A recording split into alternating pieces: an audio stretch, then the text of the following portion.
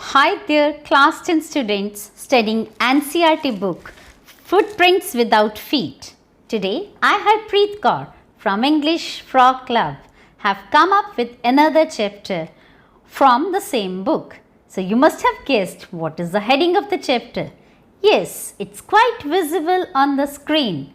The chapter name is A Question of Trust. So, let's do the question of trust without wasting any time. Let's move on.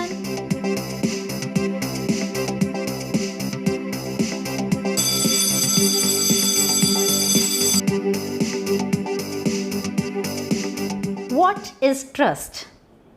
Trust is a word that seems to be very small, but it has a heavy meaning. People die for this trust only. So let's see what is the question of trust in this story. Now let's move on and read the story. Let's begin the chapter reading. Everyone thought that Horace Denby was a good, honest citizen. He was about 50 years old and unmarried, and he lived with a housekeeper who worried over his wealth. In fact, he was usually very well and happy except for attacks of hay fever in summer. He made locks and was successful even at his business to have 2 helpers. Yes, Horace Denby was good and respectable, but not completely honest. Now, what is the story about? Who is the story about? The story is about about the person whose name is Horace Denby.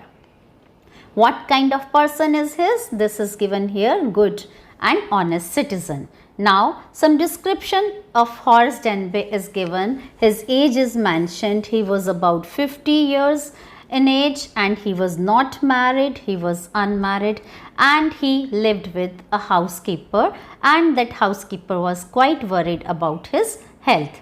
And he was a happy-go-lucky lad, and his life was going quite well, but he had a problem. What was the problem? He had a problem that he usually have attacks of hay fever. What is hay fever? Hay fever is a disease that is related with allergy of flowers or from hay. Talking about his business is being talked about here.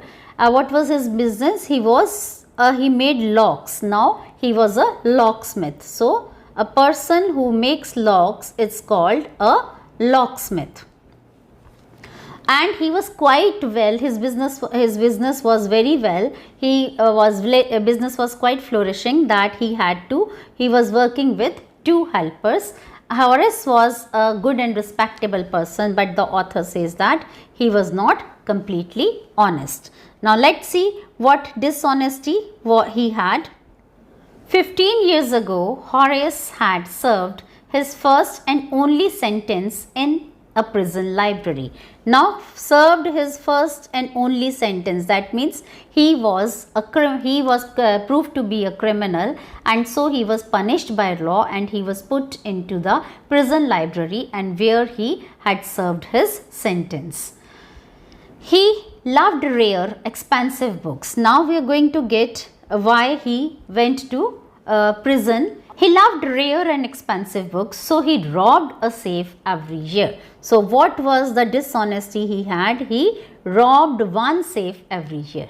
Each year he planned carefully just what he would do, stole enough to last for 12 months, and secretly bought the books he loved through an agent. So he was a book lover, but in order to satisfy his love for book, his love of reading, he chose a dishonest way, that was to rob someone and then fund his hobby of book reading. He was quite into reading of rare books, and rare books are expensive. So in order to purchase those books, he used to rob a safe every year, and he used to plan it properly. Now walking in bright July sunshine, he felt sure that this year's robbery was going to be as successful as all the others. For 2 weeks, he had been studying the house at Shotover Grange looking at its rooms, its electric wiring, its paths and its garden.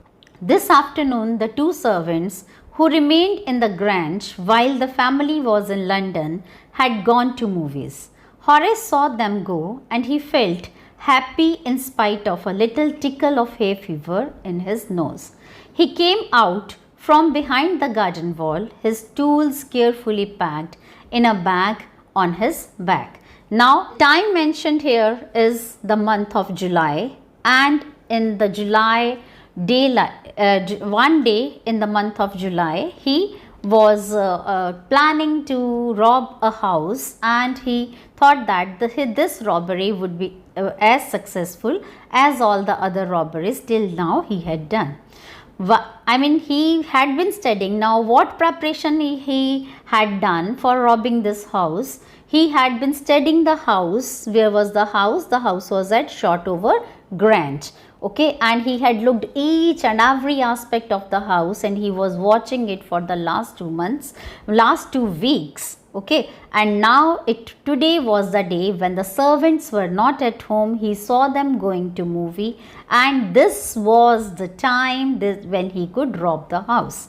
He was very happy, except he had a tickle of hay fever. He was having some kind of attack of that allergy once again, but otherwise he was quite happy to that he was about to rob the house, and he'll be reading his books, and all those things were there in his mind, and keeping these things in his mind, he came out from behind the garden wall, and he was having his tools. Those were packed in his bag. There were about 15,000 pounds worth of jewels in the garage safe. If he sold them one by one, he expected to get at least 5,000, enough to make him happy for another year. So he had the idea that in the safe of the house there were around 15,000 pounds, and he expected that he would at least get 5,000, enough to make that will be sufficient for him for another 1 year. There were 3 very interesting books coming up for sale in autumn. Now he would get the money he wanted to buy them. So he was very happy that he would be buying the rare books that will be on sale in the month of in autumn season, and he'll be able to buy those books. He had seen the housekeeper hang the key to the kitchen door on a hook outside. He put on a pair of gloves, took the key and opened the door. He was always careful not to leave any fingerprint. So this is a very important line here, that he was always careful not to leave any fingerprint. So he planned the robbery, perfect robbery was there, that he left no clue behind him. A small dog was lying in kitchen. It stirred, made a noise and moved its tail in a friendly way. Okay, so when he entered in the house, there was a dog, but the dog did not bark at him, and he moved its tail in a friendly way. He showed his love towards Horace Denby. "All right, Sherry," Horace said as he passed. "All you had to do to keep dogs quiet was to call them by their right names and show them love." He said it's very easy to control the dogs. You need to do only one thing, that you need to call on his name and to show love him. In this way you can easily control any dog.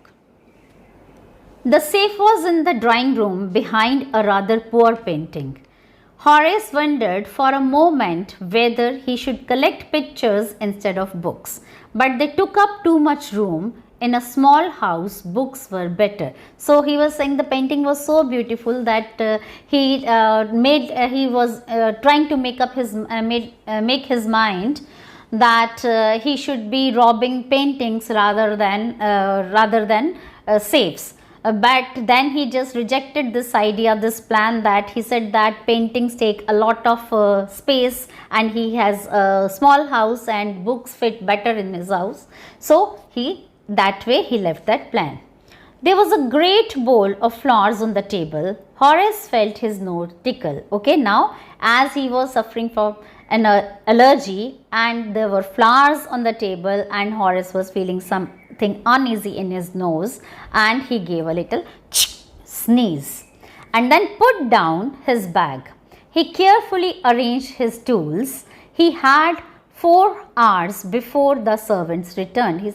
He had enough time and he can manage that robbery in a very calm and quiet manner.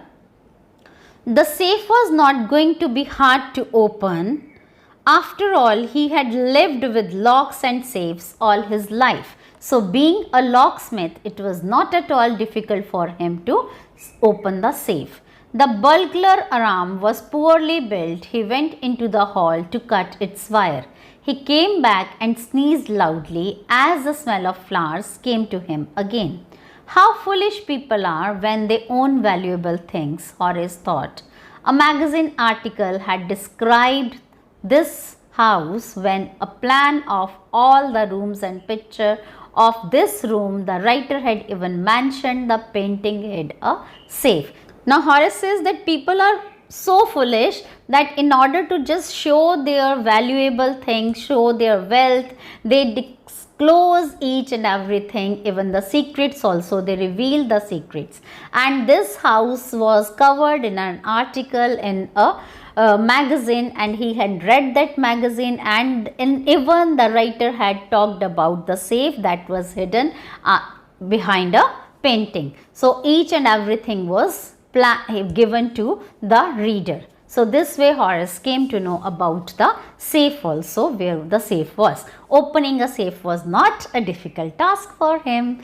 So let's see what happens, whether he is able to rob this house or what. But Horace found the flowers were hindering him in his work. He buried his face in his handkerchief. Buried his face in his handkerchief means he put his handkerchief on his nose and so the most of the part of his face is covered in the handkerchief. Then he heard a voice say from the doorway, "What is it, a cold or a hay fever?" Before he could think, Horace said hay fever and found himself sneezing again. So he heard a voice that was inquiring about his health, whether he was suffering from cold or from a hay fever, but he couldn't think from where the voice has come, and naturally he answered back that it was hay fever. The voice went on, "You can cure it with a special treatment. You know, if you find out just what plants gives you the disease, I think you would better see a doctor if you are serious about your work. I heard you from the top of the house just now." So the lady said that if he is quite serious about his work, he should be consulting a doctor and getting rid of this particular allergy, and he should be knowing that what things he allergic to, so otherwise his business would be ruined. And she said that she heard him from the top of the house and that is why she had come down. That's all in this part of the chapter, A Question of Trust. I hope you have enjoyed the story here. In the next part we will be exploring who that lady was and what the relationship between Horace Denby and the lady were established. What is the question of trust between them? Let us find out in the next part. So see you in the next part, and please don't forget to subscribe to my channel if you haven't subscribed yet. And if you have subscribed it, a lot of thanks to you for watching my videos and sharing your love on me, and we will be surely meeting in the next video. See you till then. Bye for now.